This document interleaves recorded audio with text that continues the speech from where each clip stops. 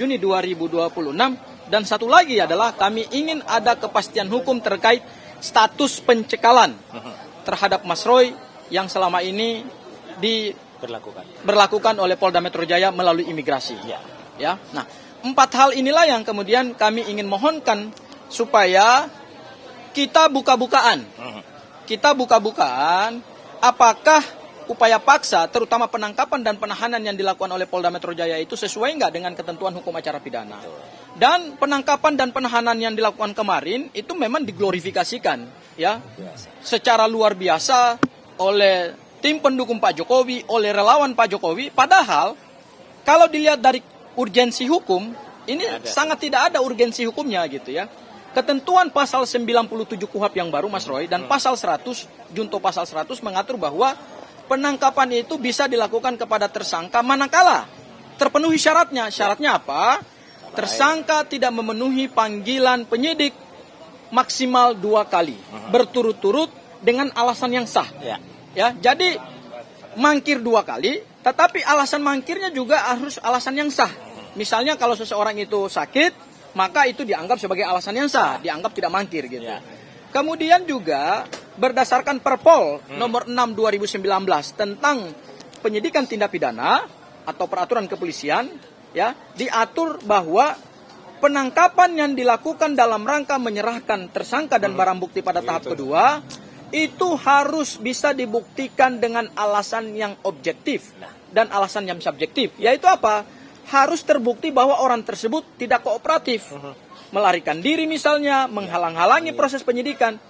Selama Mas Roy menghadapi proses perkara pidana ini, dari mulai tanggal 30 April 2025 dilaporkan oleh Pak Joko Widodo, sampai kemudian dilakukan penangkapan, itu tidak ada sama sekali catatan kami mangkir terhadap panggilan Polda Metro Jaya.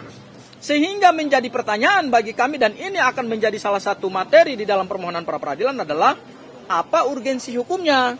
Penyidik melakukan penangkapan pada tanggal 19 Juni tersebut pagi hari lagi ya, tanpa ada pemanggilan terlebih dahulu.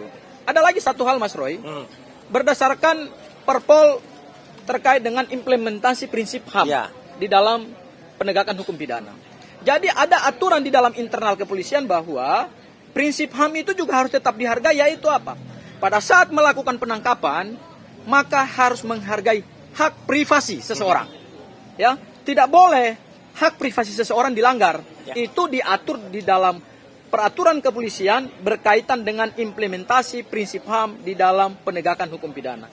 Yang terjadi pada tanggal 19 Juni 2026 tersebut adalah ada peristiwa di mana Polda Metro Jaya melanggar prinsip privasi seseorang, sehingga ini yang kemudian kami lihat juga pelanggaran hukum. Dan yang terakhir yang ingin saya katakan adalah kami ingin meluruskan berita-berita yang beredar di luar, berita-berita hoax yang beredar di luar bahwa yang menjadi termohon dalam perkara permohonan pra peradilan berdasarkan ketentuan pasal 158 KUHP yang baru, yaitu yang pertama Kapolda Metro Jaya, yang kedua Dirkrimum Polda Metro Jaya, dan yang ketiga adalah penyidik pada Subdit Keamanan Negara atau Kamnet Polda Metro Jaya.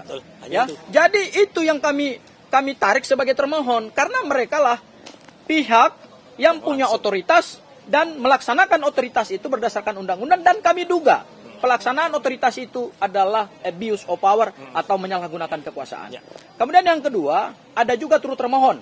Ya, turut termohon adalah Kejaksaan Tinggi DKI Jakarta, Kejaksaan Negeri Jakarta Selatan, dan kemudian Jaksa Penuntut Umum. Pertanyaannya, kenapa kami menarik pihak termohon dari pihak kejaksaan? Padahal dikatakan bahwa ini kan sudah penyerahan tersangka dan barang bukti gitu. Gini, ini untuk memenuhi aspek formil dalam pembuatan suatu surat permohonan pra peradilan.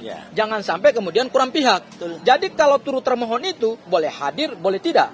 Tetapi termohon, kami mengharapkan hari ini pada sidang perdana hari ini harus hadir supaya proses pra peradilan ini bisa berjalan dengan baik. Dan satu lagi Mas Roy, terakhir nanti ditambahkan oleh Mas Roy, yaitu adalah kami tidak mengulur-ngulur waktu untuk proses pemeriksa atau proses persidangan pokok perkara ijazah palsu Presiden Joko Widodo di Pengadilan Negeri Jakarta Timur.